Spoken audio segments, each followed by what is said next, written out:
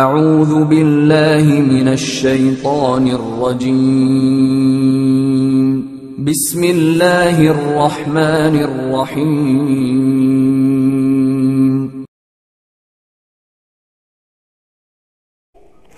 السلام عليكم ورحمة الله وبركاته.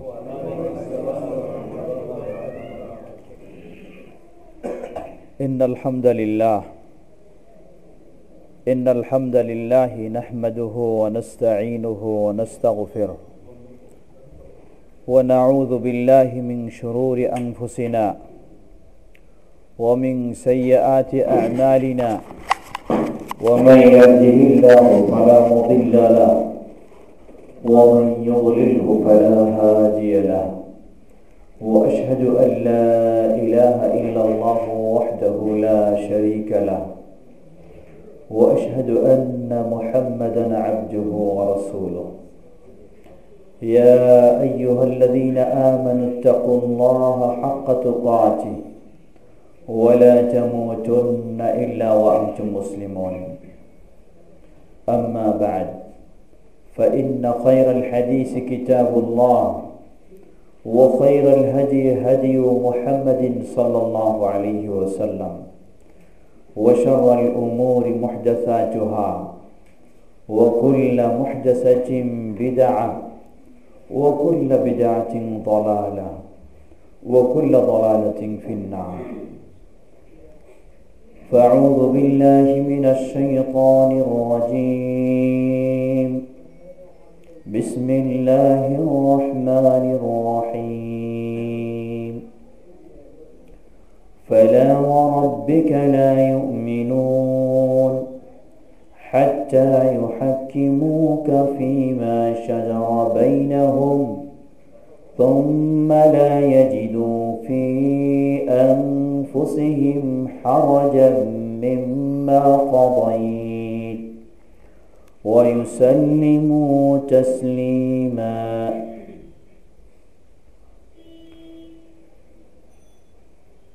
وعن أبي هريرة رضي الله تعالى عنه قال: قال رسول الله صلى الله عليه وسلم: كل أمتي يدخلون الجنة إلا من أبى.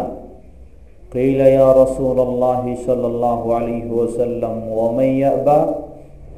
قال: من أطاعني دخل الجنة ومن عصاني فقد أبى. رواه البخاري. আলহামদুলিল্লাহ, আল্লাহ সুবহানাহু ওয়া তাআলার বিশেষ তৌফিকে আজকে মসজিদের নাম কি? এটা মসজিদ আস-সিদ্দিক। আল্লাহ সুবহানাহু ওয়া তাআলার বিশেষ তৌফিকে জামিয়া মসজিদ আস-সিদ্দিক শান্তিনগর সালাতুল মাগরিবের পরে স্বল্প সময়ের জন্য একটি বিষয়কে সামনে রেখে কিছু কথা বলা ও শোনার যে আল্লাহ সুবহানাহু ওয়া তাআলা তৌফিক করে দিয়েছেন, তার ওই যাবতীয় প্রশংসা জ্ঞাপনার্থে বলি আলহামদুলিল্লাহ। অতঃপর অসংখ্য সালাত ও সালাম পেশ করছি প্রিয় রাসূল মুহাম্মদ সাল্লাল্লাহু আলাইহি ওয়াসাল্লাম, তাঁর আসহাবী কেরাম, আহলে বাইত, শেষ দিবস পর্যন্ত তাঁর প্রতিটি একনিষ্ঠ অনুসারীদের উপর। সম্মানিত সমবেত দিনী ভাই ও বোনেরা, আজকে যে বিষয় নিয়ে আমরা কথা বলবো, পূর্বে আপনারা অবগত হয়েছেন। বিষয়টি হচ্ছে সুন্নতে রাসূল সাল্লাল্লাহু আলাইহি ওয়াসাল্লাম ও চার ইমামের অবস্থান। আমরা এক বাক্যে স্বীকার করতে পারি বা স্বীকার করি, মুসলিম উম্মার জন্য প্রসিদ্ধ চারজন ইমাম, ইমাম আবু হানিফা রাহিমাহুল্লাহ, ইমাম মালিক রাহিমাহুল্লাহ, ইমাম শাফিঈ রাহিমাহুল্লাহ, ইমাম আহমদ বিন হাম্বল রাহিমাহুল্লাহ, তারা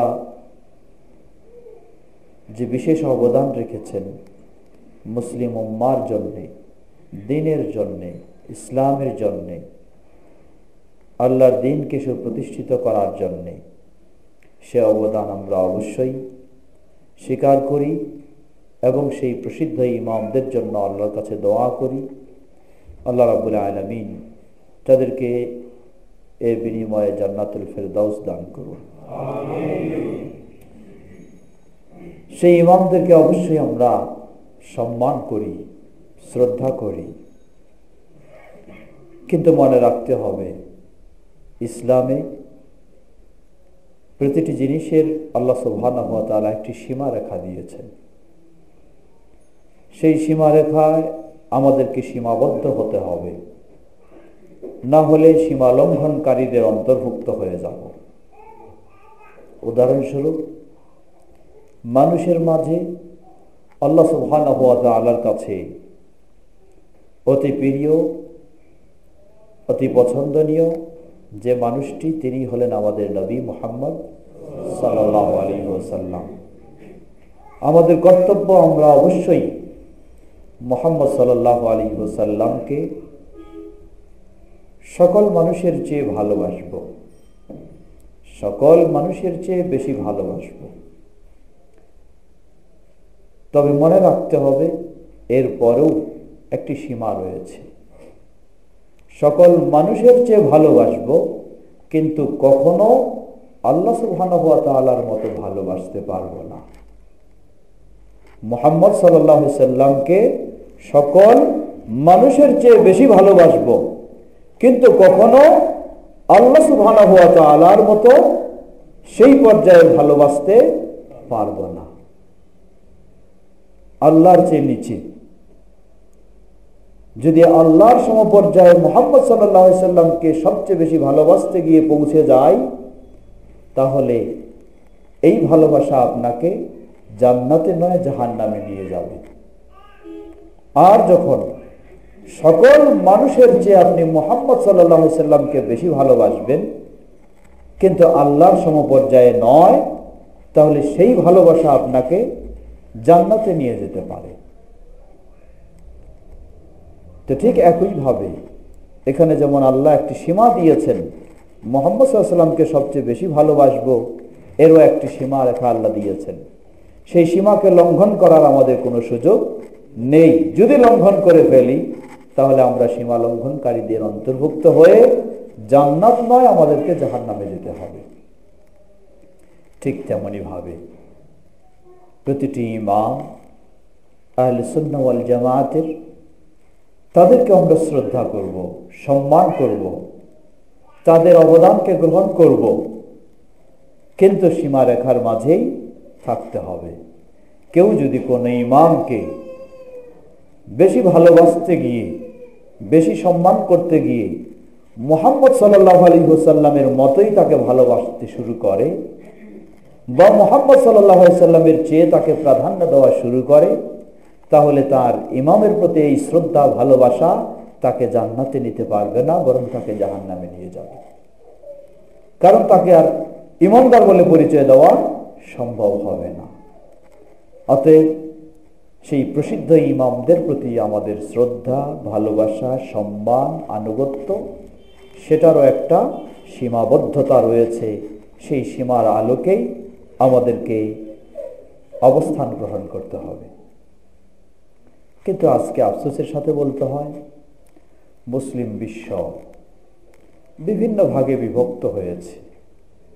তার মাঝে একটি বিভক্তি হওয়ার দিক হলো সেই প্রসিদ্ধ ইমামদের দোহাই দিয়ে, সেই ইমামদের নামে বাড়াবাড়ি করে, সীমালঙ্ঘন করে একে অপরে বিভক্ত হয়ে গেছে।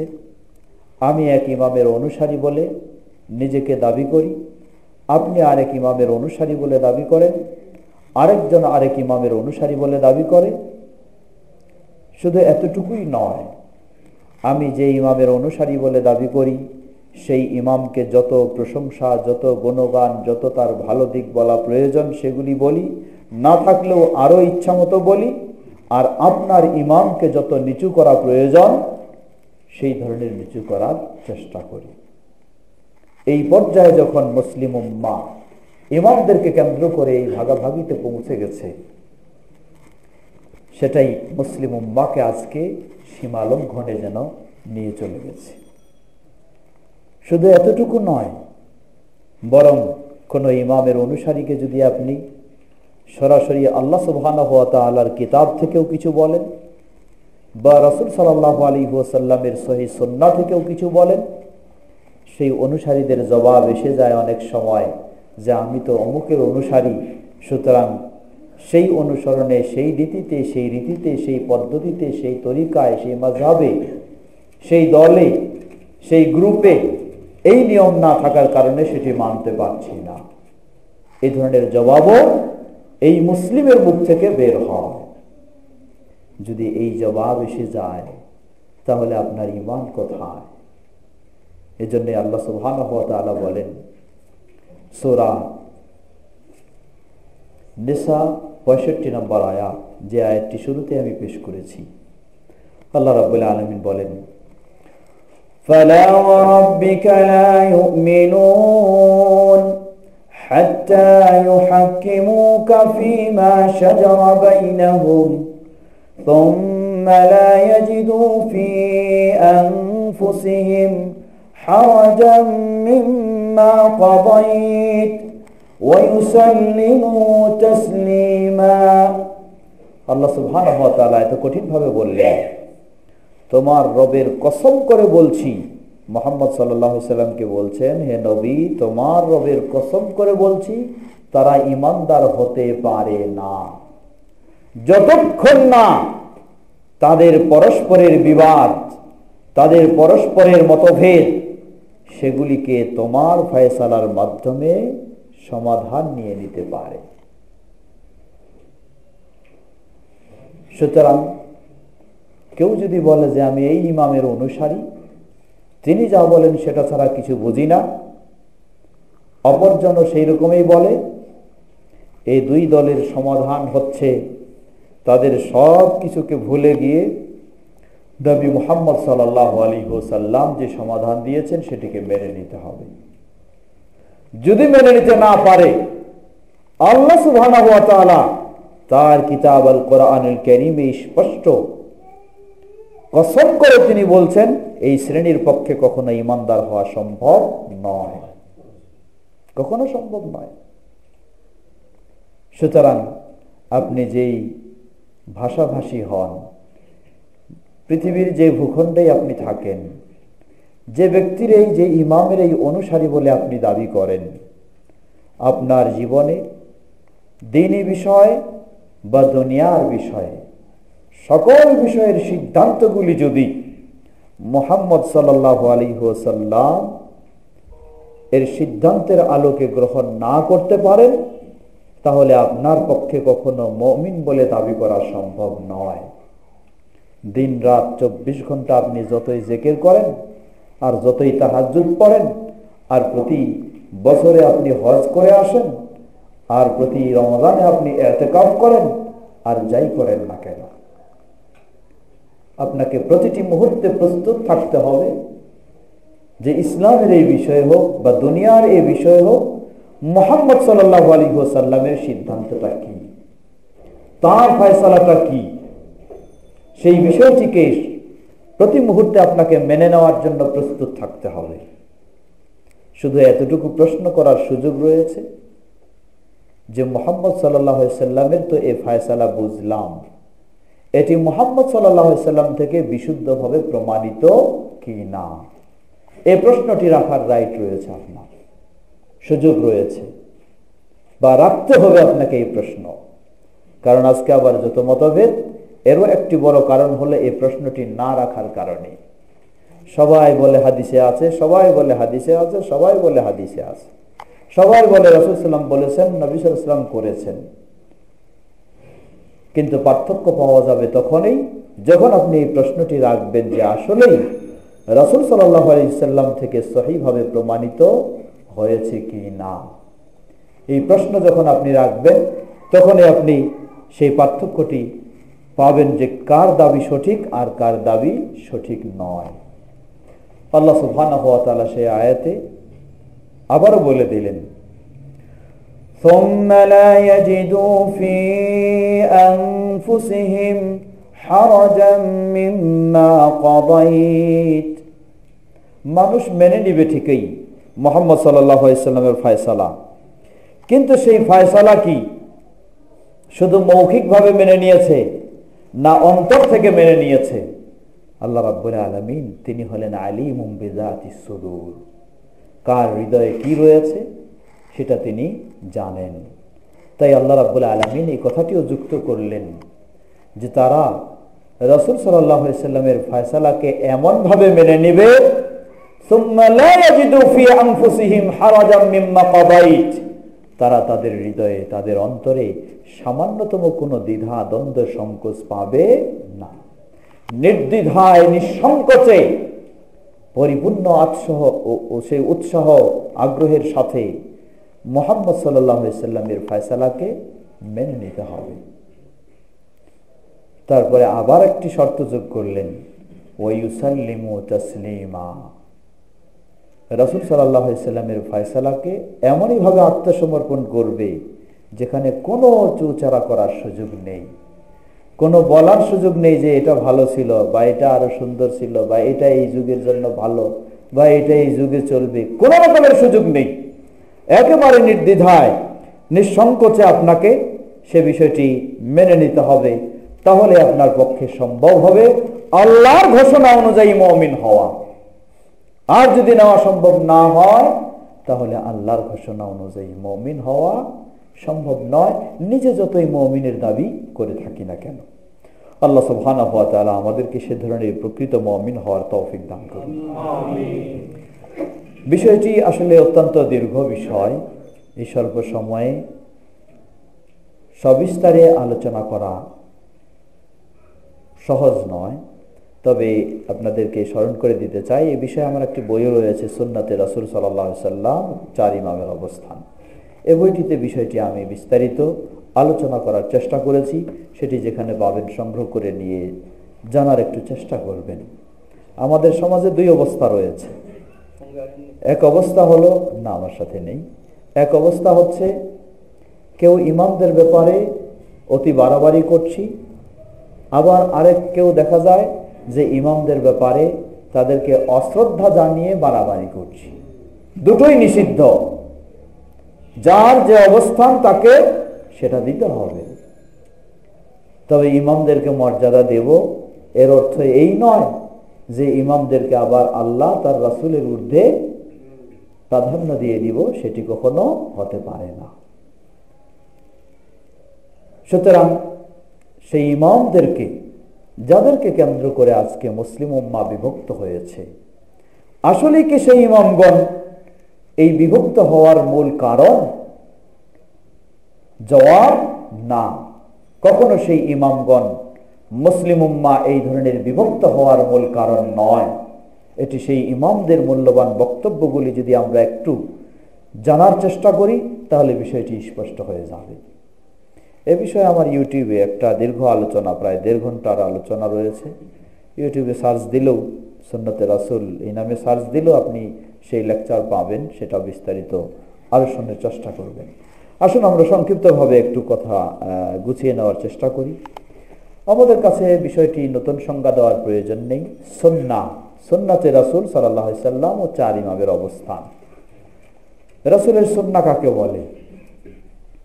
রাসূল সাল্লাল্লাহু আলাইহি সাল্লামের সুন্নাহ পারিভাষিকভাবে বলা যেতে পারে মা সাদারা আনিন নবী সাল্লাল্লাহু আলাইহি ওয়াসাল্লাম মিন কাওলিন আও ফি'লিন আও তাকরীরিন মিম্মা ইউরাদু বিহি আত-তাসরী' লিল উম্মাহ। নবী সাল্লাল্লাহু আলাইহি ওয়াসাল্লাম থেকে কোনো কথা, কোনো কাজ, কোনো সম্মতি যা প্রকাশ পেয়েছে তা কি উদ্দেশ্যে? মিম্মা ইউরাদু বিহি আত-তাশরী' লিল উম্মাহ, উম্মার জন্য শরীয়ত সাব্যস্তকরণের জন্য রাসূল সাল্লাল্লাহু আলাইহি সাল্লামের যে কথা, যে কাজ, যে সম্মতি, এটাকেই সুন্নাহ বলা হয়। বিষয়টি হচ্ছে শরীয়ত সাব্যস্তকরণের জন্য। রাসূল সাল্লাল্লাহু আলাইহি সাল্লামের অনেক কাজ রয়েছে ব্যক্তি হিসাবে, কিন্তু সেই কাজগুলি তা থেকে প্রমাণিত হলেও সেগুলি শরীয়ত সাব্যস্ত করার জন্য নয়, তাহলে সেটিকে শরীয়তের পরিভাষায় সুন্নাহ বলা যাবে না। এটি রাসূল সাল্লাল্লাহু আলাইহি ওয়াসাল্লামের স্বভাবজনিত কাজ, যেটাকে শরীয়ত সাব্যস্তকরণের জন্য রাসূল সাল্লাল্লাহু আলাইহি ওয়াসাল্লাম বলেছেন বা করেছেন বা সম্মতি দিয়েছেন, এটাই হচ্ছে ইসলামী শরীয়তের পরিভাষায় সুন্নাহ। ব্যাখ্যার দিকে যাচ্ছি না। এই সুন্নাহ এটি ইসলামের একটি অকাট্য দলিল হিসেবে গ্রহণযোগ্য হবে মুসলিম উম্মার কাছে। এই সুন্নাহ ইসলামের একটি অকাট্য দলিল। কেন দলিল? এই সুন্নাহ রাসূল সাল্লাল্লাহু আলাইহি ওয়াসাল্লামের নিজের চিন্তা চেতনা অনুযায়ী নয়, বরং এই সুন্নাহ হচ্ছে আল্লাহ সুবহানাহু ওয়া তাআলার ওহী এর আলোকে। যেমন আল্লাহ সুবহানাহু ওয়া তাআলা সূরা নাজমের ৩-৪ আয়াতে বলেন, ওয়ামা ইয়ানতিকু আনিল হাওয়া ইন হুয়া ইল্লা ওয়াহয়ুন ইউহা। মুহাম্মদ সাল্লাল্লাহু আলাইহি ওয়াসাল্লাম প্রবৃত্তির অনুসরণ করে ইসলামের বিষয়ে তিনি কোনো কিছু বলেন না। যা বলেন সবগুলি আল্লাহর পক্ষ থেকে তার কাছে ওহী আসে, সেই ওহীর আলোকেই তিনি বলে থাকেন। সুতরাং রাসূল সাল্লাল্লাহু আলাইহি ওয়াসাল্লামের যে শরীয়তের পরিভাষায় সুন্নাহ, এটি প্রকৃতপক্ষে কার পক্ষ থেকে? আল্লাহ সুবহানাহু ওয়া তাআলার পক্ষ থেকে।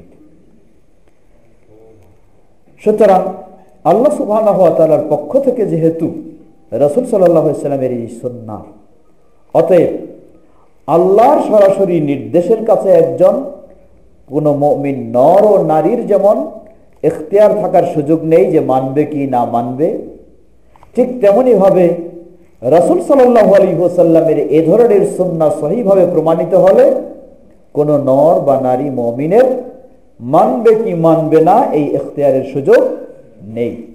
বিষয়টি আল্লাহ সুবহানাহু ওয়া তাআলা এভাবেই উল্লেখ করেছেন। আল্লাহ রাব্বুল আলামিন সূরা আহজাবের ৩৬ নম্বর আয়াতে বলেন, وما كان لمؤمن ولا مؤمنة إذا قضى الله ورسوله أمرا أن يكون لهم الخيرة من أمرهم ومن يعص الله ورسوله فقد ضل ضلالا مبينا। আল্লাহু আকবার। আল্লাহ কত কঠিন ভাবে বলেছেন দেখুন। আপনি আল্লাহর নিয়ম আর রাসূলের নিয়ম হিসাবে পার্থক্য করবেন? কোনো পার্থক্য করার সুযোগ নেই। রাসূল সাল্লাল্লাহু আলাইহি ওয়াসাল্লাম ওহীর আলোকে যেগুলি বলেছেন, যেগুলি দিয়েছেন, এটি যদি শুদ্ধভাবে সহিহ সনদে প্রমাণিত হয়, কোনো পার্থক্য করার সুযোগ নেই। আল্লাহ বলছেন, ওয়ামা কানা লিমুমিনি ওয়ালা মুমিনাতিন, কোনো মুমিন নর এবং নারীর সুযোগ নেই। ইদা কাদাল্লাহ ওয়া রাসূলুহু, যখন আল্লাহ এবং আল্লাহর রাসূল কোনো সিদ্ধান্ত দিয়ে দেবেন। আল্লাহ এবং আল্লাহর রাসূল যখন কোনো সিদ্ধান্ত দিবেন, আমরান আইয়াকুনা লাহুমুল খিয়ারাতু মিন আমরিহিম, মুমিন নর আর নারীরা ইচ্ছা মতো এটাকে গ্রহণ করবে বা করবে না, এই সুযোগটা, এই ইখতিয়ার তাদের এখানে নেই। হতে পারে সেটি আল্লাহর নির্দেশ, হতে পারে সেটি আল্লাহর রাসূলের নির্দেশ। রাসূলের নির্দেশের ক্ষেত্রে শুধু আপনার এতটুকুই সুযোগ রয়েছে জিজ্ঞাসার, যেটি আসলেই রাসূল সাল্লাল্লাহু আলাইহি ওয়াসাল্লাম থেকে সহিভাবে প্রমাণিত কি না। যখনই আপনার কাছে স্পষ্ট হয়ে যাবে এটি রাসূল সাল্লাল্লাহু আলাইহি ওয়াসাল্লাম থেকে সহিভাবে প্রমাণিত, আপনার সামান্যতম কোনো আর স্বাধীনতা নেই মানবেন কি না এই কথা বলার।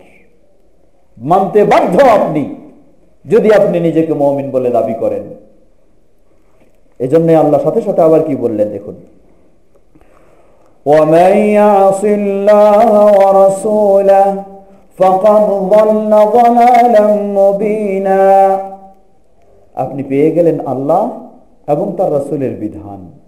وَمَن يَعْصِ اللَّهَ وَرَسُولَهُ, যে আল্লাহর অবাধ্য হবে তার বিধানে, অথবা রাসূলাহ, আল্লাহর রাসূলের বিধানে তার অবাধ্য হবে, ফাকাদ দাল্লা দালালাম মুবিনা, সুস্পষ্ট পথভ্রষ্ট হয়ে গেছে, ইসলাম থেকে বের হয়ে গেছে সে। তার পক্ষে মুসলিম হিসাবে টিকে থাকার কোনো সুযোগ নেই। সুস্পষ্টভাবে সে ইসলাম থেকে বের হয়ে গেছে। সুতরাং এমন কোনো আমাদের সমাজে মুসলিমদের মাঝেও এই ধরনের একটি ধারণা রয়েছে, বিশেষ করে বিভিন্ন কারণে, মাযহাবী কারণে বলেন, আরও বিভিন্ন কারণে বলেন, বিভিন্নদের গাইড থেকে ইত্যাদি থেকে একটা ধারণা হলো এই যে আল্লাহর জিনিস যদি হয় তাহলে ফরজ হবে, আর রাসূলের জিনিস যদি হয় তাহলে এটি ফরজ নয়, এটি ফরজ হওয়ার যোগ্যতা রাখে না, এটা হয়তো মানলাম মানলাম, না মানলে অত জটিল না। না, আল্লাহ এবং তার রাসূলের দুটো বিষয়কে আল্লাহ রাব্বুল আলামিন সমানভাবে উল্লেখ করেছেন, একটুকু আল্লাহ রাব্বুল আলামিন কম বেশি করেননি।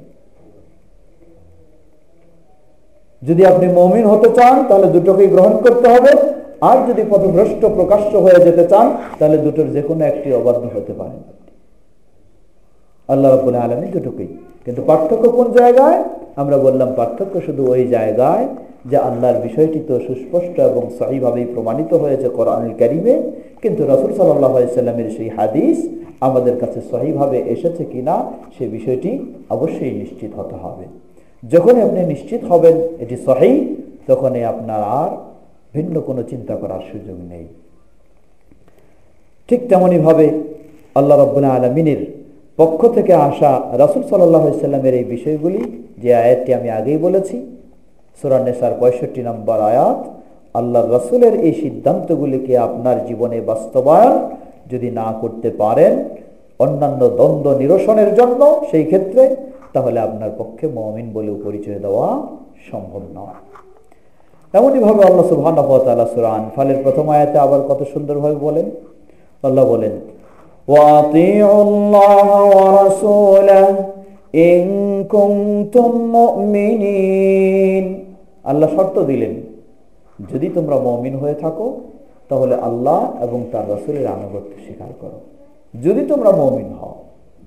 আর যদি মুমিন না হও তাহলে আল্লাহর আনুগত্যের প্রয়োজন নেই, রাসূলের আনুগত্যের প্রয়োজন নেই। এখানেও আল্লাহ রাব্বুল আলামিন আল্লাহ এবং তার রাসূল দুটো বিষয়কে সমান মর্যাদা দিয়ে উল্লেখ করেছেন।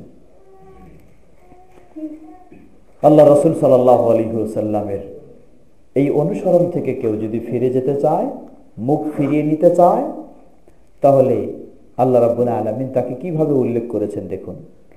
সূরা আলে ইমরান 33 নম্বর আয়াতে আল্লাহ বলেন কুল আতিউল্লাহ ওয়ার রাসূল ফাইন তাওয়াল্লাউ ফাইন্নাল্লাহা লা ইউহিব্বুল কাফিরিন। আল্লাহ রাব্বুল আলামিন বললেন, হে নবী তুমি বলে দাও তাদেরকে, আতিউল্লাহ, তোমরা আনুগত্য স্বীকার করো কার? আল্লাহর সাথে যোগ করলেন ওয়ার রাসূল, এবং কার আনুগত্য? রাসূলের আনুগত্য। রাসূলের আনুগত্য বলতে রাসূলের ইবাদত নয়, রাসূলের পক্ষ থেকে যে নির্দেশগুলি আসবে সেই নির্দেশগুলির আনুগত্য করা। সাথে আল্লাহ বললেন ফাইন তাওয়াল্লাউ, তাদেরকে জানায় দাও যদি তোমরা এই দুটি থেকে মুখ ফিরিয়ে নাও তাহলে জেনে রাখো ফাইন্নাল্লাহা লা ইউহিব্বুল কাফিরিন, এই কাফেরদেরকে আল্লাহ ভালোবাসেন না, পছন্দ করেন না। কাফের বলতে আল্লাহর আনুগত্য বর্জন করলে আপনি কাফের হবেন, রাসূলের আনুগত্য বর্জন করলে হবেন না, এমনটি আপনার বলার সুযোগ নেই। আল্লাহ দুটোকেই সমানভাবে উল্লেখ করেছেন। আল্লাহ বললেন বলে দাও তোমরা আল্লাহ এবং তার রাসূলের আনুগত্য স্বীকার করো, তার বিধানের দেওয়া বিধানের আনুগত্য স্বীকার করো। যদি এখান থেকে মুখ ফিরিয়ে নিয়ে যায় কেউ, তাহলে তার জেনে নিতে হবে আল্লাহ রাব্বুল আলামিন এমন মুখ ফিরিয়ে নেওয়া কাফেরদেরকে ভালোবাসেন না। আল্লাহ সুবহানাহু ওয়া তাআলা মুহাম্মদ সাল্লাল্লাহু আলাইহি ওয়াসাল্লামকে শুধু তার নাম শুনে ওই আঙ্গুল চুমু খাওয়ার জন্যই আল্লাহ রাব্বুল আলামিন পাঠাননি, এই তার নামে শুধু জশ্নে জুলুস মিছিল করার জন্য পাঠাননি। আল্লাহ রাব্বুল আলামিন নবী মুহাম্মদ সাল্লাল্লাহু আলাইহি ওয়াসাল্লামকে নবী ও রাসূল হিসেবে প্রেরণ করেছেন, তাকে শরীয়তের ইসলামের মাপকাঠি হিসাবে প্রেরণ করেছেন। তিনি হলেন আমাদের জন্য মাপকাঠি। যা বলেছেন হ্যাঁ এটাই করা যাবে, যা বলেছেন না, দুনিয়ার সব মানুষ করলেও, সব মুফতিরা ফতোয়া দিলেও করা যাবে না। তিনি মাপকাঠি।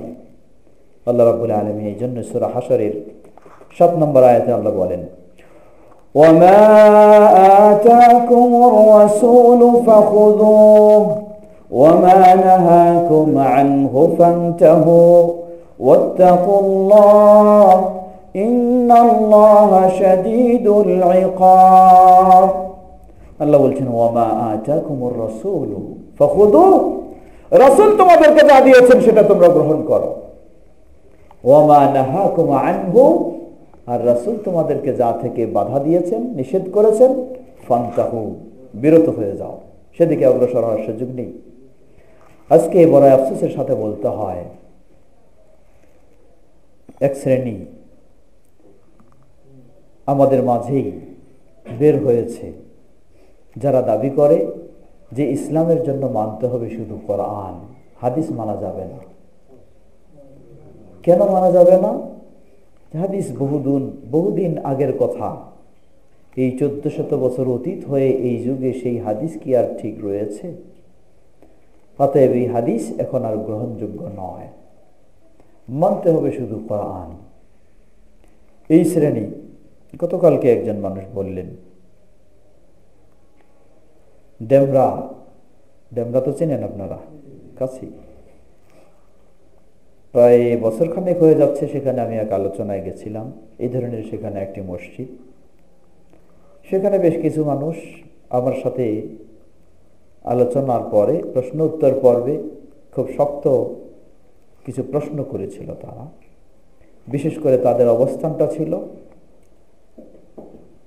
গোটা বিশ্বে একই দিনে সিয়াম ও ঈদ পালন করতেই হবে এই বিষয়টি নিয়ে তাদের সাথে বেশ কিছু কথা হয়েছিল সেই মসজিদের দায়িত্বশীলরা গতকালকে দেখা হলো তারা বললেন যে দেখেন আপনার সাথে ওই সময় যারা এই বিষয় নিয়ে বেশি কথা বলেছিল তাদের অবস্থা তো এখন খুবই ভয়ানক যে কি ভয়ানক বলে যে ওই ছেলেরাই তারা এখন বলে যে হাদিস বলতে কোনো মানা যাবে না মানতে হবে শুধু কোরআন তাই তারা দাবিও করে বসেছে যে সালাত কখনো 5 ওয়াক্ত নয় সালাত মাত্র 3 ওয়াক্ত যে কোরআনে 5 ওয়াক্ত খুঁজে পাওয়া যায় না 3 ওয়াক্ত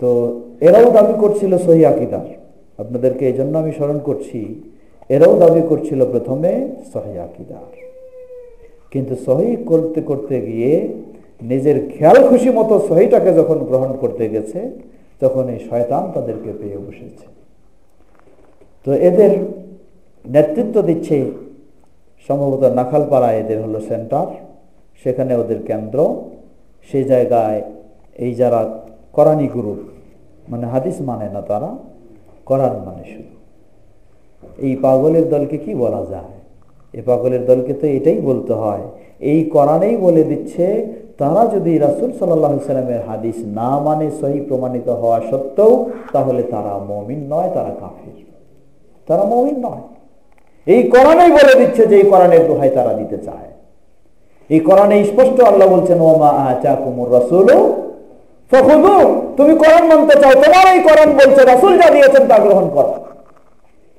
তোমার এই কোরআন বলেছে রাসূল যা দিয়েছেন তা গ্রহণ করো রাসূল কি দিয়েছেন তোমাকে কোরআনের কোরআন তো সরাসরি আল্লাহর বাণী তুমি পেয়ে গেছো বলতেছো তাহলে রাসূল তোমাকে কি দিলেন এই কোরআন বললেন যে রাসূল তোমাদেরকে যা দিয়েছে সেটা গ্রহণ করো তোমার কাছে রাসূল কি দিয়েছেন সুতরাং তুমি যেহেতু এটা গ্রহণ করছো না রাসূল সাল্লাল্লাহু আলাইহি সাল্লামের সুন্নাহ হাদিসকে সুতরাং তুমি কোরআনকেও গ্রহণ করোনি সূরা নিসার সেই আয়াত 65 নম্বর আয়াত সেটাও স্পষ্ট করে দিয়েছে যে ব্যক্তি কি করবে রাসূল সাল্লাল্লাহু আলাইহি সাল্লামের ফয়সালাকে মেনে নেবে না আল্লাহ কসম করে বলছেন তার পক্ষে মুমিন হওয়া সম্ভব নয় সুতরাং এটি আরেকটি জটিল ফিতনা কত ফিতনা দেখবেন এইজন্য আমরা বলি সব সময় শুধু কোরআন ও সহিহ হাদিস বললে চলবে না কোরআন সহিহ হাদিসের সাথে আরেকটি শর্ত যোগ করতে হবে তাহলে আপনি সঠিক অবস্থানে থাকতে পারবেন এক হলো কোরআন দ্বিতীয় হলো সহিহ হাদিস তৃতীয় হলো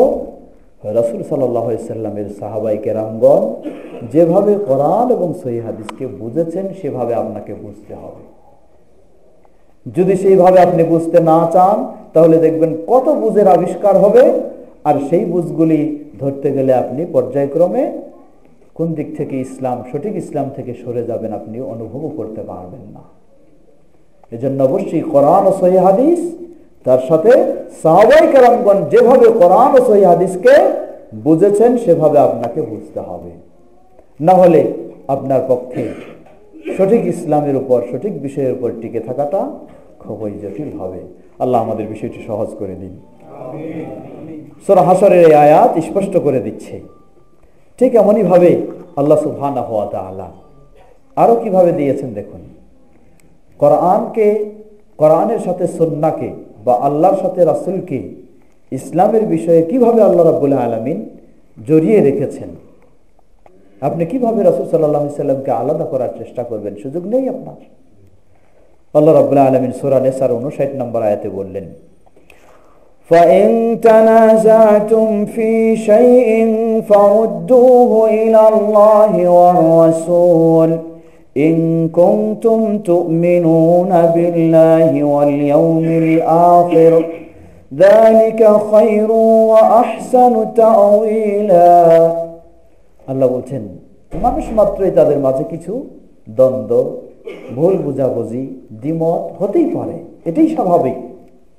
মানুষ মাত্রই মানুষের মাঝে পরস্পরে বুঝের ক্ষেত্রে, জানার ক্ষেত্রে, শিখার ক্ষেত্রে, ভাবার ক্ষেত্রে কিছু দ্বন্দ্ব থাকতেই পারে, এটাই স্বাভাবিক, এটাই মানুষের স্বভাব।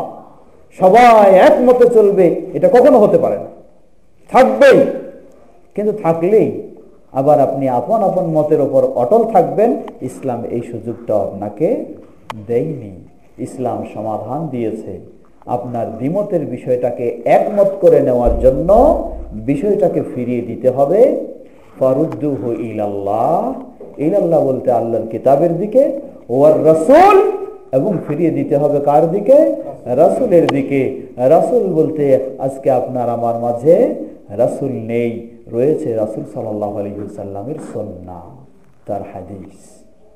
সুতরাং আল্লাহ রাব্বুল আলামিন আপনার আমার দ্বন্দ্বের সমাধানের জন্য দুটোকে পৃথক করে দেখেননি, সমানভাবে দেখেছেন। ফিরিয়ে দিতে হবে কোরআনের দিকে, ফিরিয়ে দিতে হবে তেমনি ভাবে রাসূলের সুন্নাহর দিকে, রাসূলের হাদিসের দিকে। আল্লাহ শর্তও দিয়ে দিলেন, ইন কুনতুম তুমিনুনা বিল্লাহি ওয়াল ইয়াউমিল আখির, যদি তোমরা আল্লাহ এবং তার আখিরাতের প্রতি ঈমানদার হয়ে থাকো। তাহলে যারা আজকে শুধু কোরআনের কথা বলে, এই আয়াত স্পষ্ট বলে দিচ্ছে তারা আল্লাহ এবং আখিরাতের প্রতি কখনো ঈমানদার নয়। যারা বলে যে শুধু কোরআন দিয়ে সবকিছু নিরসন করব, রাসূলের সুন্নাহ দিয়ে নয়, নিশ্চিত আপনাকে জেনে নিতে হবে এই আয়াত স্পষ্ট করে দিচ্ছে তারা আল্লাহ এবং আখিরাতের প্রতি কখনো ঈমানদার নয়। যদি আল্লাহ ও আখিরাতের প্রতি তারা ঈমানদার হয়ে থাকে, তাহলে তাদের জন্য ফরজ আল্লাহ এবং তার রাসূলের মাধ্যমে সমস্যাগুলি নিরসন করে নিতে হবে। প্রিয় ভাইরা আমার, এমনই ভাবে কোরআন এবং সুন্নাহয় অসংখ্য দলিল যেগুলি প্রমাণ করে রাসূল সাল্লাল্লাহু আলাইহি সাল্লামের সুন্নাহর গুরুত্ব ও তাৎপর্য। আমাদের সময় হয়তো খুব দীর্ঘ করার সুযোগ নেই, আমাকে আমাদের ভাই বলেছিলেন 6:30 পর্যন্ত, এই জন্য আমার আরেকটি প্রোগ্রাম রয়েছে, সেখানে যেতে হবে। তো আরও এই ধরনের আল্লাহ সুবহানাহু ওয়া তাআলা রাসূল সাল্লাল্লাহু আলাইহি সাল্লামের সুন্নাহর অনুসরণটাকে যেন আল্লাহর ভালোবাসার বিষয় হিসাবে স্থান দিয়েছেন। আপনি আল্লাহকে ভালোবাসতে চান, আল্লাহর ভালোবাসার প্রতিফলন ঘটবে আপনার রাসূলের সুন্নাহর অনুসরণের মাধ্যমে। আপনি যতই আল্লাহর ভালোবাসার দাবি করেন আর রাসূল সাল্লাল্লাহু আলাইহি সাল্লামের সুন্নাহর যদি অনুসরণ না করেন, আপনার এটা মিথ্যা ভালোবাসা। আল্লাহ রাব্বুল আলামিন একটাই পথ দিয়েছেন, সূরা আলে ইমরানের 31 নম্বর আয়াতে আল্লাহ এটাই বললেন, কুল ইন কুনতুম তুহিব্বুনাল্লাহ ফাত্তাবিউনি ইউহিব্বুকুমুল্লাহ ওয়া ইয়াগফির লাকুম যুনুবাকুম আল্লাহু গফুরুর রহিম। হে নবী বলে দাও, তোমরা যদি আল্লাহকে ভালোবাসতে চাও তাহলে তোমাদের একটাই পথ, তোমার পীর সাহেবের অনুসরণ করো, তাই না? তাহলে ইমাম সাহেবের, গাউস কুতুবের, তবে বুজুর্গের অনুসরণ তো করতেই হবে নাকি? আজকে ইসলাম কত ভাগে বিভক্ত হয়ে গেছে দেখুন। কেউ বুজুর্গ নিয়ে ব্যস্ত, কেউ ইমাম নিয়ে ব্যস্ত, কেউ পীর নিয়ে ব্যস্ত, কেউ নিজেই সবকিছু, কেউ নিজেই সবকিছু, এই অবস্থা হয়ে গেছে। আল্লাহ বললেন যে না, যদি তুমি আল্লাহকে ভালোবাসতে চাও তোমার একটাই মাত্র পথ, সেটা হচ্ছে নবী মুহাম্মদ সাল্লাল্লাহু আলাইহি ওয়াসাল্লামকেই অনুসরণ করতে হবে, ভিন্ন কোনো পথ নেই। আপনি আপনার ইমামকে, পীরকে, গাউস কুতুব, বুজুর্গকে অনুসরণ করে আল্লাহর ভালোবাসার দাবি করতে চান, এ আপনার মিথ্যা ভালোবাসা এবং আল্লাহর পক্ষ থেকেও কখনো পাওয়া সম্ভব নয়। আল্লাহর সাথে যুক্ত করে দিলেন তোমরা যদি আল্লাহকে ভালোবাসতে চাও তাহলে অনুসরণ করো ফাত্তাবিউনি, নবী সাল্লাল্লাহু আলাইহি সাল্লামের। আর যখনই আপনি নবী সাল্লাল্লাহু আলাইহি সাল্লামকে অনুসরণ করবেন, ইউহিব্বুকুমুল্লাহ, তখনই আপনি আল্লাহর ভালোবাসা লাভ করবেন। দুনিয়ার সবার যদি আপনি অনুসরণ করেন, নবী সাল্লাল্লাহু আলাইহি সাল্লামের অনুসরণ না করেন, তাহলে কখনো আপনি আল্লাহর ভালোবাসা লাভ করতে পারবেন না। লক্ষ কোটি বুজুর্গের যদি আপনি পূজা করেন বা তাদেরকে সেই অনুসরণ করে চলেন, যা বলবে তাই, আর আল্লাহর রাসূলের যদি আপনি অনুসরণ না করেন, তাহলে জেনে নিন আল্লাহর ভালোবাসা কোনোদিন পাওয়া সম্ভব নয়। সুতরাং আল্লাহর ভালোবাসা লাভ করতে হলে একটি পথ, সেটি হলো আল্লাহর প্রেরিত, আল্লাহর মনোনীত, আল্লাহর সেই প্রিয় ব্যক্তি মুহাম্মদ সাল্লাল্লাহু আলাইহি ওয়াসাল্লামের সুন্নাহ অনুসরণ। এ হলো কোরআন থেকে। হাদিসে অসংখ্য দলিল, যেগুলি বলার সুযোগ নেই। যে হাদিসটি শুরুতে বলেছিলাম সূরা সহিহ বুখারীর হাদিস, রাসূল সাল্লাল্লাহু আলাইহি ওয়াসাল্লাম কি বললেন সেখানে? বললেন, কুল্লু উম্মতি ইয়াদখুলুনাল জান্নাহ, আমার সকল উম্মতের সকলেই জান্নাতে প্রবেশ করবে। বিরাট একটা সুসংবাদ। কিন্তু পরে আবার এই সুসংবাদটাকে সীমাবদ্ধ করে দিলেন, বললেন ইল্লা মান আবা, যারা অস্বীকৃতি জ্ঞাপন করেছে তারা ব্যতীত। একটা সীমা দিয়ে দিলেন। সাহাবায়ে কেরামগণ বিষয়টি বুঝতে পারলেন না, জিজ্ঞাসা করে বসলেন, ওমাইয়া আবা ইয়া রাসূলুল্লাহ, কারা অস্বীকৃতি জ্ঞাপন করেছে হে আল্লাহ রাসূল সাল্লাল্লাহু আলাইহি ওয়াসাল্লাম, একটু আমাদেরকে আরেকটু ক্লিয়ার করে দিন। তিনি ক্লিয়ার করে দিলেন, বললেন, মান আতাআনি দাখালাল জান্নাহ, যে আমার আনুগত্য স্বীকার করবে, আমার বিষয়গুলিকে মেনে নেবে, দাখালাল জান্নাহ, শুধু আমার উম্মতের হলেই নয়, আমার উম্মতেরও তো হতে হবে এবং আমার বিষয়গুলিকে মেনে নিতে হবে, দাখালাল জান্নাহ, তাহলেই সে জান্নাতে প্রবেশ করতে পারবে। ওমান আসানি ফাকাদ আবা, আর যে আমার উম্মতের দাবি করেও যদি আমার অবাধ্য হয়ে থাকে, সেই অস্বীকৃতি জ্ঞাপন করেছে, তার পক্ষে কখনো জান্নাতে যাওয়া সম্ভব নয়। আপনি হাজারো ইমামকে যতই শ্রদ্ধা করেন, রাসূল সাল্লাল্লাহু আলাইহি সাল্লামকে যদি আপনি সেভাবে মেনে নিতে না পারেন, তাহলে আপনি সেই অস্বীকৃতি জ্ঞাপনকারীর অন্তর্ভুক্ত হবেন। জান্নাত আপনার জন্য উন্মুক্ত নয়, জান্নাত আপনার জন্য বদ্ধ। হাদিসে অসংখ্য দলিল, যেগুলি সংক্ষিপ্ত সময়ে বলার সুযোগ নেই। এরপরে আসুন, যেটি আমাদের বিষয় ছিল, সুন্নাতে রাসূল সাল্লাল্লাহু আলাইহি ওয়াসাল্লাম ও 4 ইমামের অবস্থান। 4 জন ইমামের অবস্থান কি? ইমামরা কি রাসূল সাল্লাল্লাহু আলাইহি ওয়াসাল্লামের সুন্নাহকে বাদ দিয়ে নিজেদের আলাদা দল মত তৈরি করলেন? কোশ্চিনকালেও হতে পারে না। ইমামগণ সেই প্রসিদ্ধ ইমাম, অসংখ্য ইমাম রয়েছেন, তার মাঝে প্রসিদ্ধ হলেন এই 4 জন। তারা কখনো আল্লাহর কিতাব রাসূলের সুন্নাহকে দূরে সরিয়ে দিয়ে নিজেদের মন গড়া ইচ্ছা মতো কোনো কিছু তৈরি করেননি এবং মানুষকেও সেগুলি অনুসরণ করার জন্য বলেননি। কিন্তু আজকে এমন হয়ে গেছে, সেই ইমামদের নাম দিয়ে যেই দলগুলি হয়েছে, যেই মাযহাব তৈরি হয়েছে, যেই তরিকা তৈরি হয়েছে, এবং সেই মাযহাবি যে বই পুস্তক অনেকগুলি আপনি খুলে দেখলে পাবেন, সেখানে ইমাম কি বলেছে সেটা আছে, আল্লাহ কি বলেছেন সেটাও নাই, রাসূল কি বলেছেন সেটাও নাই। কি বলেন, ঠিক কিনা? বই পাবেন আপনি, এই বই পাবেন আপনি, ইমাম কি বলেছে সেটা আছে, আল্লাহ কি বলেছেন তাও নাই, রাসূল কি বলেছেন তাও নাই। তাহলে এমনই যদি হয়ে থাকে, তাহলে তারা নিজেরাও অপরাধ করলো এবং ইমামকেও তারা সেই অপরাধী করলো। অথচ আলহামদুলিল্লাহ, সেই ইমামগণ কখনো তারা অপরাধী ছিলেন না, তারা নন। আলহামদুলিল্লাহ, তারা আল্লাহর কাছে জবাব দিতে পারবেন, যেহেতু আল্লাহ তারা কখনো মানুষকে সেই পথে পথ দেখাননি। ইমাম আবু হানিফা রাহিমাহুল্লাহ, তার কত মূল্যবান, কত সুন্দর কথা। সেই 1300 বছর আগে তিনি বলেন, ইযা সাহহাল হাদিস ফাহুয়া মাযহাবি, কোন হাদিস যদি সহিহ বলে প্রমাণিত হয়, সেটাই হলো আমার মত ও পথ। আর আজকে দেখুন অবস্থাটা এমন হয়ে গেছে, মাযহাবে চলে এসেছে একটা কোনো হাদিস, যেই হাদিস কোনো সহিহ নয়। এখন এই হাদিসটাকে সহিহ করার জন্য কত জোড়া তালি দিয়ে সেটাকে সহিহ করার চেষ্টা করা হয়, আর তার বিপক্ষে স্পষ্ট সহিহ গোটা বিশ্বের মানুষ এক বাক্যে সহিহ হিসাবে গ্রহণ করে নিলেও মাযহাবটাকে সুপ্রতিষ্ঠিত করার জন্য সেই হাদিসের বহু দোষ ত্রুটি বাইর করেও মানুষের কাছে কালারিং করার চেষ্টা করা হয়। ইমাম আবু হানিফা রাহিমাহুল্লাহ, তিনি তার কথাগুলিকে কখনো অন্ধের মতো গ্রহণ করার অনুমতি দেননি।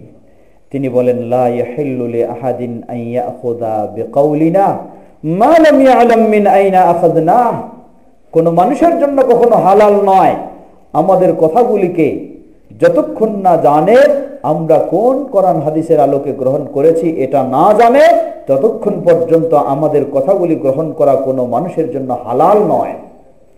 হালাল নয়, কত কঠিন কথা বললেন। ইমাম আবু হানিফা রাহিমাহুল্লাহর প্রসিদ্ধ ছাত্র ইমাম আবু ইউসুফ, তাকে আরো তিনি কত এই ধরনের সুন্দরভাবে কথা বলেছেন। সুতরাং ইমাম আবু হানিফা রাহিমাহুল্লাহ তিনি আরো বলেন, যেটি ইকাদুল হিমামের 50 পৃষ্ঠায় এসেছে, তিনি বলেন, ইদা কুলতু কাউলান ইউখালিফু কিতাবাল্লাহ ওয়া খাবরার রাসূলি ফাতরুকু কাউলি। আমি যদি এমন কোনো কথা কখনো বলে ফেলি যে কথাটি আল্লাহর কিতাবের পরিপন্থী হবে, আল্লাহর রাসূলের পরিপন্থী হবে, ফাতরুকু কাউলি, আমার কথাকে তোমরা ছুঁড়ে মারো, সেটাকে কখনো গ্রহণ করো না। কারণ গ্রহণ করতে হবে আল্লাহ এবং তার রাসূলের কথাকে। ইমাম আবু হানিফা রাহিমাহুল্লাহ এমনই ভাবে বললেন। ইমাম মালিক রাহিমাহুল্লাহ কি সুন্দর কথা বলেছেন তারা দেখুন। তিনি বলেন, ইন্নামা আনা বাশারুন উখতি ওয়া উসিব ফানজুরু ফি রাই ফাকুল্লু মা ওয়াফাকাল কিতাবা ওয়াস সুন্নাহ ফাখুযুহু ওয়া কুল্লু মা লাম ইউওয়াফিকাল কিতাবা ওয়াস সুন্নাহ ফাতরুকু। ইবনে আব্দুল বার তার জামে সেই গ্রন্থে 2য় খণ্ডের 32 পৃষ্ঠায় ইমাম মালিক রাহিমাহুল্লাহ বলেন, ইন্নামা আনা বাশার, আমি একজন মানুষ মাত্র, আল্লাহর ফেরেশতাও না, আরো কিছু না, একজন মানুষ মাত্র। উখতি ওয়া উসিব, আমি ভুলও করি আবার সঠিকও করি। ফানজুরু ফি রাই, সুতরাং আমার যেগুলি মতামত দিয়েছি এই মতামতগুলিকে তোমরা যাচাই বাছাই করে দেখো। কুল্লু মা ওয়াফাকাল কিতাবা ওয়াস সুন্নাহ ফাখুযুহু, আমার মতগুলি যদি কোরআন এবং সুন্নাহর সাথে মিলে যায় তোমরা গ্রহণ করো সেটা। ওয়া কুল্লু মা লাম ইউওয়াফিকাল কিতাবা ওয়াস সুন্নাহ ফাতরুকু, আর আমার কোন মত যদি কিতাব সুন্নাহর সাথে মিলে না যায়, ফাতরুকু, সেই মতকে ছুঁড়ে মারো, তোমরা গ্রহণ করো না। সেই ইমাম তারা আল্লাহকে ভয় করতেন, তাই তাদের এই সুন্দর কথাগুলি, এই উপদেশগুলি মুসলিম উম্মার জন্য দিয়ে গেছেন। আর আজকের ইমামরা সত্যি তারা আল্লাহকে ভয় করে না, যার কারণে তারা কোরআন সুন্নাহকে বাদ দিয়ে হলেও সেই সমস্ত অমুক আর তমুকের অন্ধ অনুসরণের জন্য অপরিহার্য করে দিয়ে না। যদি আল্লাহর ভয় থাকতো এই ইমামদের মতো, তাহলে আজকের ইমামেরাও এইরকম কথাগুলি বলতেন যে আমার কথা গ্রহণ করার বিষয় নয়, গ্রহণ করা আল্লাহর কিতাব এবং তার রাসূলের সুন্নাহ। কিন্তু তা না হয়, তথাকথিত এই ইমাম, মুফতি আর মুহাদ্দিস বলেন আর মুফাসসির বলেন, তারা সাধারণ মানুষের জন্য ফরজ করে দিয়েছে আপনাকে মানতেই হবে, কোরআন আর সুন্নাহর সাথে মিলুক আর না মিলুক সেটি চিন্তা করার বিষয় নাই। তেমনি ভাবে ইমাম মালিক রাহিমাহুল্লাহ তিনি আরো কত সুন্দর কথা বলছেন দেখুন, যেটি বাস্তব কথা।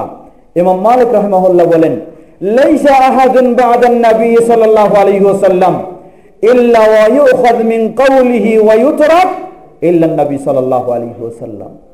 নবী সাল্লাল্লাহু আলাইহি ওয়াসাল্লামের পরে সেই ইমাম মালিক রাহিমাহুল্লাহর যুগের সময় তিনি কথা বলছেন। শুধু সেই সময় নয়, বরং কিয়ামত পর্যন্ত নবী সাল্লাল্লাহু আলাইহি ওয়াসাল্লামের পরে এমন কোন ব্যক্তি নাই যার সব কথাগুলিকে গ্রহণ করতে হবে বা করা যাবে, বরং সকলেই তার মাঝে কিছু রয়েছে গ্রহণীয়, কিছু রয়েছে বর্জনীয়। একজনেই শুধু ব্যক্তি, তিনি হলেন নবী মুহাম্মদ সাল্লাল্লাহু আলাইহি ওয়াসাল্লাম, যার মাঝে কোনো বর্জনীয় নেই, সবগুলো আপনাকে চোখ বন্ধ করে গ্রহণ করতে হবে যদি সহিভাবে প্রমাণিত হয়ে যায়। কারণ তার কাছেই আল্লাহর পক্ষ থেকে ওহী এসেছে, আর সেই ওহীর আলোকে তিনি বলেছেন। দ্বিতীয়, আবু বকর রাদিয়াল্লাহু আনহু তিনিও ওহীর আলোকে বলেননি, যা শিখেছেন সেগুলির আলোকে বলেছেন। তার কাছেও আল্লাহর ওহী আসেনি, ওমর রাদিয়াল্লাহু আনহুর কাছেও আসেনি, ওসমান রাদিয়াল্লাহু আনহু নয়, আলী রাদিয়াল্লাহু আনহুর কাছেও নয়, কোন ইমামের কাছেও নয়, কারো কাছে ওহী আসেনি। তাই শুধুমাত্র ইসলাম সম্পর্কে 100%, 100% যিনি জানতেন তিনি একজনই মাত্র, তিনি হলেন মুহাম্মদ সাল্লাল্লাহু আলাইহি ওয়াসাল্লাম। আর বাকি সকলেই, আবু বকর রাদিয়াল্লাহু আনহু নিজের দুর্বলতার কথা স্বীকার করেছেন, ওমর রাদিয়াল্লাহু আনহু সহিহ মুসলিমের হাদিস নিজের দুর্বলতার কথা স্বীকার করেছেন, সব তিনি জানতে পারেননি। সব সাহাবীরা এই ধরনের ঘটেছে। তবে পরবর্তীদের তুলনায় সেই পূর্ববর্তীরা কি করেছেন, তারা বেশি জানেন, সেই হিসাবে আমরা তাদেরকে সম্মান দেব, মর্যাদা দেব। কিন্তু কখনো তাদের পূর্বে যারা রয়েছে তাদের চেয়ে বেশি নয়। তাদের পূর্বে হচ্ছেন সাহাবায়ে কেরাম, খোলাফায়ে রাশিদিনের পূর্বে হচ্ছেন মুহাম্মদ সাল্লাল্লাহু আলাইহি ওয়াসাল্লাম, তার চেয়ে বেশি নয়। একইভাবে ইমাম শাফিঈ রাহিমাহুল্লাহ কত সুন্দর কথা বলেন। ইমাম শাফিঈ রাহিমাহুল্লাহ, সেটা ইমাম নববী রাহিমাহুল্লাহ, তিনি মাজমু' কিতাবুল মাজমু' 10ম খণ্ডের 63 পৃষ্ঠায় তিনি বলছেন, ইমাম শাফিঈ রাহিমাহুল্লাহর মূল্যবান বক্তব্য, তিনি বলেন, ইযা ওয়াজাদতুম ফি কিতাবি খিলাফা সুন্নতি রাসূলিল্লাহি সাল্লাল্লাহু আলাইহি ওয়াসাল্লাম ফাকুলু বিসুন্নতি রাসূলিল্লাহি ওয়াদাউ মা কুলতু ওয়া ফি রিওয়ায়াতিন ফাত্তাবিউহা ওয়া লা তালতাফিতু ইলা কাউলি আহাদিন। ইমাম শাফিঈ বলছেন, ইযা ওয়াজাদতুম ফি কিতাবি, আমি যেগুলি বই পুস্তক লিখেছি এই কিতাবের মাঝে যদি তোমরা এমন কিছু কথা পাও খিলাফা সুন্নতি রাসূলিল্লাহি সাল্লাল্লাহু আলাইহি ওয়াসাল্লাম, যেটা রাসূলের সুন্নাহর খেলাফ হবে, তাহলে কি করো? ফাকুলু বিসুন্নতি রাসূলিল্লাহ, তোমরা রাসূলের কথাই বলো, এবং ওয়াদাউ মা কুলতু, আমি যেটা বলেছি সেটাকে ছুঁড়ে মারা, তোমরা সেটাকে বর্জন করো, রাসূলের কথাকেই তোমরা বলো। অন্যভাবে বর্ণনায় এসেছে, তিনি বলেন ফাত্তাবিউহা, এর বিপরীত যদি রাসূলের সুন্নাহ হয় তাহলে রাসূলের সুন্নাহকেই তোমরা অনুসরণ করো, আর আমি কেন যে কেউ যা কিছু বলুক সেদিকে তোমরা কোনো দৃষ্টিপাত করবে না, গ্রহণ করবে রাসূলের কথা। এটাই হচ্ছে ইমামগণ। তারা ছিলেন আসলেই, তারা আমানতদার ইমাম ছিলেন, তারা ছিলেন সত্যিকারী আমানতদার ইমাম ছিলেন। কোরআন এবং সুন্নাহর আমানত তাদের কাছে ছিল, তাই তারা মুসলিম উম্মাহকে এইভাবে বলেছেন। আর বর্তমান যুগের সেই ইমাম, মুফতি বা যাই বলেন, তারা কখনো কোরআন সুন্নাহর আমানতদার নয়। তারা হচ্ছেন আমানতদার বটে, কিসের? তারা নিজেদের মাযহাবের আমানতদার, তারা নিজেদের তরিকার আমানতদার, তাই তারা মাযহাব তরিকার খেলাফ কিছু করতে দিতে চান না। কোরআন সুন্নাহর খেলাফ হলেও কোনো অসুবিধা নাই। তারা যদি সত্যি কোরআন সুন্নাহর আমানতদার হতেন তাহলে তারা কখনো বলতেন না যে কোরআন আর হাদিসে কি আছে না আছে জানি না, আমার মাযহাবে যেটা সেটাই মানতে হবে, এই কথাটা বলতেন না। আমানতদার হলে তারা এটাই বলতেন যে আমার মাযহাবে কি আছে না আছে এটা বিষয় নয়, বিষয় হলো কোরআন এবং সুন্নাহয় কি আছে সেটা মেনে চল। একইভাবে ইমাম আহমদ বিন হাম্বল রাহিমাহুল্লাহ, অনেক বক্তব্য ছিল যেগুলি সুযোগ নেই। ইমাম আহমদ রাহিমাহুল্লাহ কিভাবে তিনি বলেন দেখুন, তিনি বলছেন, লা তুকাল্লিদুনি ওয়ালা তুকাল্লিদু মালিকা ওয়ালা শাফিঈ ওয়ালা আল-আউজাঈ ওয়ালা আস-সাউরি ওয়া খুয মিন হাইসু আখাযু। ইমাম ইবনুল কাইয়িম রাহিমাহুল্লাহ তার ইলামের মাঝে নিয়ে এসেছেন 2য় খণ্ডের 302 পৃষ্ঠা। তিনি বলেন, ইমাম আহমদ হাম্বল রাহিমাহুল্লাহ বলছেন, লা তুকাল্লিদুনি, তোমরা আমার অন্ধ অনুসরণ করো না। ওয়ালা মালিকা, ইমাম মালিকের অন্ধ অনুসরণ নয়। ওয়ালা শাফিঈ, ইমাম শাফিঈর অন্ধ অনুসরণ নয়। ইমাম আউজাঈ, সাউরি, যত রকম ইমাম রয়েছে কারোই নয়। ওয়া খুয মিন হাইসু আখাযু, বরং সেই ইমামেরা যেই কোরআন সুন্নাহ থেকে গ্রহণ করেছে তোমরাও সেই কোরআন সুন্নাহ থেকে গ্রহণ করো, কারো অন্ধ অনুসরণ নয়। তিনি আরো বলেন, রায়ু আল-আউজাঈ ওয়া রায়ু মালিক ওয়া রায়ু আবি হানিফা কুল্লুহু রায়ুন ওয়া হুয়া ইনদি সাওয়া ওয়া ইন্নামাল হুজ্জাতু ফিল আথার। ইবনে আব্দুল বার রাহিমাহুল্লাহ তিনি তার জামে কিতাবের 2য় খণ্ডের 149 পৃষ্ঠায় উল্লেখ করেছেন। ইমাম আহমদ বিন হাম্বল রাহিমাহুল্লাহ বলেন, দেখো, ইমাম আউজাঈ যদি কোনো মতামত পেশ করে এটাও একটা মানুষের মত, ব্যক্তির মত। ইমাম মালিক যদি মতামত পেশ করে এটাও ব্যক্তির মত। ইমাম আবু হানিফা যদি মতামত পেশ করে এটাও ব্যক্তির মত। সবগুলি ব্যক্তির মত মাত্র। ওয়া হুয়া ইনদি সাওয়া, আমার কাছে এর মাঝে কোনো পার্থক্য নেই। ইমাম মালিকেরও মত, ইমাম শাফিঈরও মত, ইমাম আউজাঈরও মত, ইমাম আবু হানিফারও মত, একটাকে আরেকটার ঊর্ধ্বে প্রাধান্য দেওয়ার সুযোগ নাই, যেহেতু এগুলি কি ব্যক্তিগত মতামত। ওয়া ইন্নামা আল হুজ্জা ফিল আসার, এগুলি দলিল হতে পারে না, দলিল হবে শুধু রাসূল সাল্লাল্লাহু আলাইহি সাল্লামের হাদিসের মধ্যে, এগুলি দলিল হতে পারে না। এ হচ্ছে সেই প্রসিদ্ধ ইমামদের কথা। তাহলে কোথায় রাসূলের সুন্নাহ আর কোথায় ইমামদের অবস্থান? আমরা এক বাক্যে বলতে পারি, পৃথিবীর বুকে সেই ইমামগণ তারা এই আদর্শ আমাদের মাঝে রেখে গেছেন। তারা রাসূলের সুন্নাহকে যেভাবে মূল্যায়ন করা দরকার শতভাগ সেভাবেই তারা মূল্যায়ন করেছেন। কখনো তারা রাসূলের সুন্নাহকে দূরে সরিয়ে দিয়ে নিজেদের মতামতগুলিকে কারো কাছে চাপায় দেননি, যেটি আজকে সেই ইমামদের নাম দিয়ে করা হচ্ছে। তাই আসুন আমরা চেষ্টা করব আমাদের জীবনের সর্বক্ষেত্রে যেন সেই ইমামদের অনুসরণ করে কোরআন এবং সুন্নাহর যেন আমরা সঠিকভাবে অনুসরণ করতে পারি। আল্লাহ সুবহানাহু ওয়া তাআলা আমাদের সকলকে সে তৌফিক দান করুন। পরিশেষে তিনটি বিষয় স্মরণ করে দিচ্ছি। আল্লাহ রাব্বুল আলামিন তিনটি আয়াত কিভাবে নাজিল করেছেন দেখুন। এক আয়াত আল্লাহ রাব্বুল আলামিন নাজিল করেছেন মুমিনদের জন্য, যারা মুমিন হবে তাদের জন্য। একটা হলো সাধারণ আল্লাহর নির্দেশ। এরপরে একটি আয়াত কাফেরদের অবস্থান, আরেকটি অবস্থান মুমিনদের অবস্থান।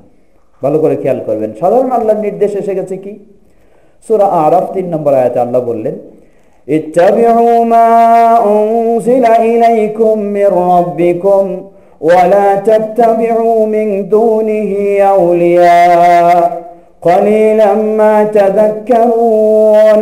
সূরা আরাফের 3 নম্বর আয়াতে আল্লাহ বললেন, ইত্তাবিউ মা উনজিলা ইলাইকুম মির রাব্বিকুম, তোমাদের রবের পক্ষ থেকে যা তোমাদের কাছে নাজিল হয়েছে সেটারই তোমরা অনুসরণ করো। ওয়ালা তাত্তাবিউ মিন দুনিহি আউলিয়া, আর সেটাকে বাদ দিয়ে কোনো ওলিয়া উলিয়া তোমরা অনুসরণ করো না। কত স্পষ্ট কথা। আর আল্লাহ কি নাজিল করেছেন? তাহলে আগে আমরা বলেছি কয়টা জিনিস? দুটি। সরাসরি আল্লাহর ভাষায় সেটি হলো আল কোরআন, আর রাসূল সাল্লাল্লাহু আলাইহি সাল্লামের মাধ্যমে সেটা হলো সুন্নাহ বা হাদিস। অতএব আল্লাহ বললেন সকল মানুষের জন্য তোমরা অনুসরণ করো আল্লাহ তোমাদের রব যা তোমাদের কাছে নাজিল করেছেন সেটা, অন্য কিছু নয়। কোন ওলিয়া উলিয়া তোমরা অনুসরণ সেটাকে বাদ দিয়ে করো না। এটা হলো আল্লাহর নির্দেশ। অন্য আরেক আয়াতে আল্লাহ বলেন, সূরা হুজরাত 1 নম্বর আয়াত আল্লাহ বলেন, ইয়া আইয়ুহাল্লাযীনা আমানু লা তুকদ্দিমু বাইনা ইয়াদাইল্লাহি ওয়া রাসূলিহি ওয়াত্তাকুল্লাহা ইন্নাল্লাহা সামিউন আলীম।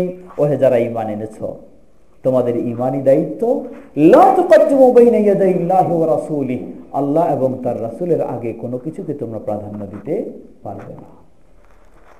সর্বমুহূর্তে তোমাদেরকে প্রাধান্য দিতে হবে আল্লাহ এবং তার রাসূলকে। কি বললেন আল্লাহ, কি বললেন আল্লাহ রাসূল, এর আগে কোনো কিছুকে প্রাধান্য দেওয়া কোনো মুমিনের জন্য কখনো বৈধ নয়। এটা হলো আল্লাহর সাধারণ নির্দেশ। এখন আল্লাহর নির্দেশকে কাফের যারা, মুসলিম যারা, তারা কিভাবে গ্রহণ করলো? আল্লাহ রাব্বুল আলামিন সূরা বাকারার 170 নম্বর আয়াতে সেই বিষয়টি তুলে ধরেছেন। আল্লাহ বলেন,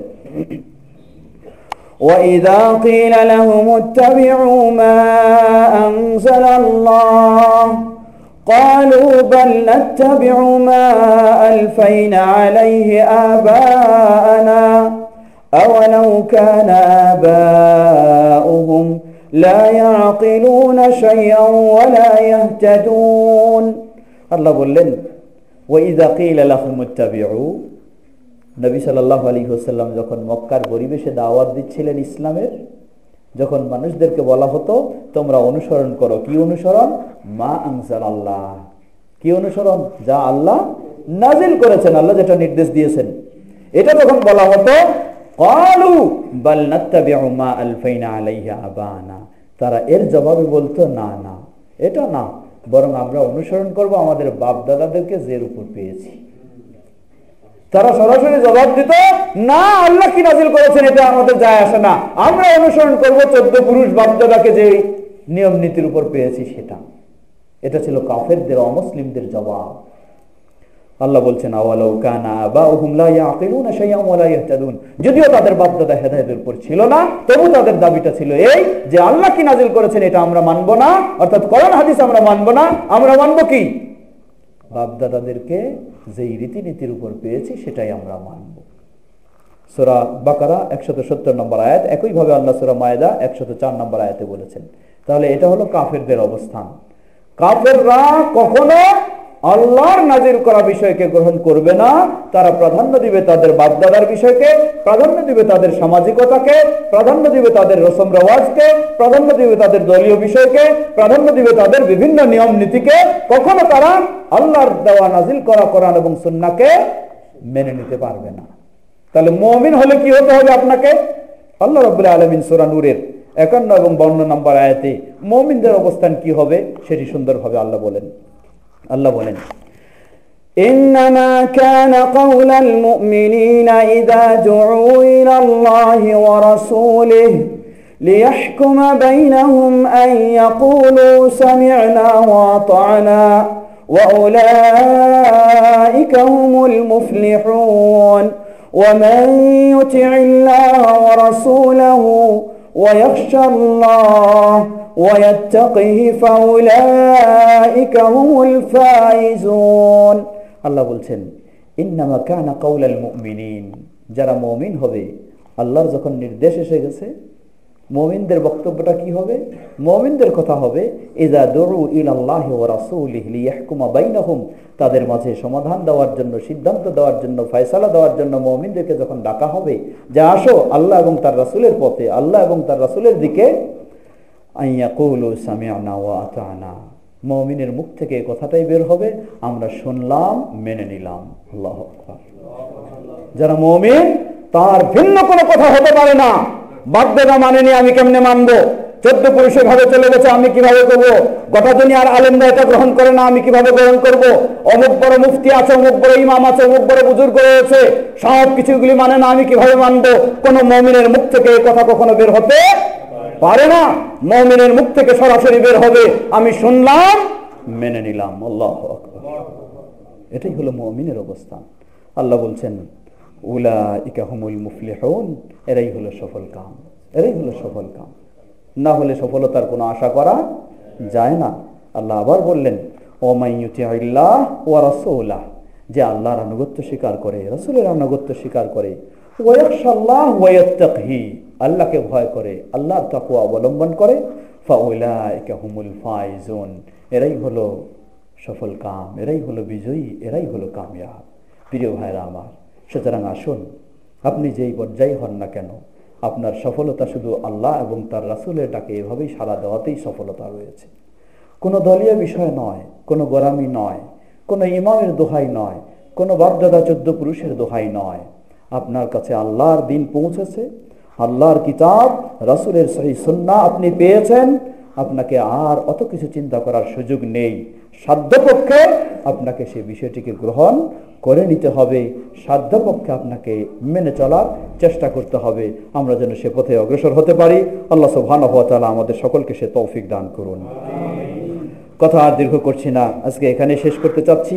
এতক্ষণ যাবৎ আমরা যে বিষয়গুলি শুনলাম আমরা যেন আমাদের জীবনে আল্লাহকে ভয় করে সেগুলি মেনে চলতে পারি। আল্লাহ আমাদের সকলকে সে তৌফিক দান করুন, আমাদের সকলকে সে বিষয়গুলি বোঝার তৌফিক দান করুন, আমাদের দেশের সর্বস্তরের মানুষদেরকে সে পথেই অগ্রসর হওয়ার তৌফিক দান করুন। গোটা বিশ্বের মুসলিমদেরকে কোরআন এবং সুন্নাহকে এভাবে আঁকড়ে ধরা এবং কোরআন ও সুন্নাহর দিকে এভাবেই এগিয়ে আসার তৌফিক দান করুন। আমাদের মাঝে বিভিন্ন সেই দুর্বলতাগুলোকে দূর করে দিয়ে আমরা যেন সর্বমুহূর্তে আল্লাহ ও তার রাসূলকেই প্রাধান্য দিতে পারি সেই ঈমান আমাদেরকে দান করুন। আমাদের মাঝে উপস্থিত অনুপস্থিত সকল অসুস্থ ব্যক্তিদেরকে পরিপূর্ণ সুস্থতা দান করুন এবং যারা বিদায় নিয়ে চলে গেছেন সেই মুসলিমদের ভুল ত্রুটি ক্ষমা করে তাদেরকে জান্নাতুল ফেরদাউস নসিব করুন। আমরা যেন ঈমানের উপর প্রতিষ্ঠিত থাকতে পারি, আল্লাহ আমাদের সকলকে সে তৌফিক দান করুন। আমার মনে হয় প্রশ্ন তো অনেকগুলি এসেছে, আপনারা দিয়েছেন কষ্ট করে, কিন্তু আজকে মনে হয় প্রশ্নের জবাব দেওয়ার সুযোগ হচ্ছে না, যেহেতু আমি আরেক প্রোগ্রামের এইভাবে টাইমটা দিয়েছি। আবার আরেকদিন আসার সুযোগ হলে ইনশাআল্লাহ সেদিন প্রশ্নের জবাব আমরা শুনবো। যদি কোনো একান্ত জরুরি এমন না হয় যে প্রশ্নের কারণে আপনার সিদ্ধান্ত থেমে গেছে, এমন যদি না হয় তাহলে আজকে আমরা এখানেই শেষ করি। শুধু এই প্রশ্নটাই তাহলে এটা প্রয়োজন। আচ্ছা, এই দুইটাই প্রশ্ন তাহলে, আর বাকি আপনারা কেউ মনে নেবেন না, আবার ইনশাআল্লাহ সময় দেব, সেদিন আসে আমরা শুনবো। প্রশ্ন করেছেন সেজদায় দরুদে ইব্রাহিম পড়ার পর দোয়া করা যাবে কি না? জবাব, হ্যাঁ, সেজদায় আপনি দরুদে ইব্রাহিম পড়বেন এবং সেটা পড়ার পর আপনি অবশ্যই দোয়া করতে পারবেন। তবে দোয়ার বিষয়টি এখানে বিষয় হলো সেই দোয়াটি আপনি কিভাবে করবেন, সেটি কি নিজের ভাষায় না কোরআন সুন্নাহর আরবি ভাষায়? এটি একটি, যদি ফরজ সালাত হয় তাহলে কোনো নিজের ভাষায় নয়, অবশ্যই আরবি ভাষায়। কেউ কেউ নফল সালাতের ক্ষেত্রে নিজের ভাষায় বলা যাবে এই ধরনের ফতোয়া দিয়ে থাকেন, সেটি যুক্তির আলোকে, কোনো স্পষ্ট দলিলের আলোকে নয়, তাই আরবি ভাষায় সীমাবদ্ধ থাকাটাই ভালো। দ্বিতীয়, আরবি ভাষায় যদি হয়, এখন আমরা বাঙালি মানুষ আরবি বুঝি না, তাহলে আমরা কোন দোয়া পাঠ করব? কোরআন এবং হাদিসের দোয়াগুলি নাকি? জবাব, হাদিসের যেগুলি দোয়া সেটা তো আপনি অবশ্যই পাঠ করবেন, এতে কোনো সমস্যা নেই। হাদিস থেকে যেগুলি প্রমাণিত সেগুলি সব পাঠ করতে পারবেন রুকু সেজদায়, কিন্তু কোরআনের আয়াত যেগুলি সেগুলি পাঠ করতে পারবেন কি না। সহিহ মুসলিমের হাদিস, রাসূল সাল্লাল্লাহু আলাইহি ওয়াসাল্লাম বলেন, নুহিতু আন আকরা আল কোরআনা ওয়া আনা রাকি'উ আও সাজিদ, রুকু সেজদা অবস্থায় আমাকে কোরআন পাঠ করতে নিষেধ করা হয়েছে।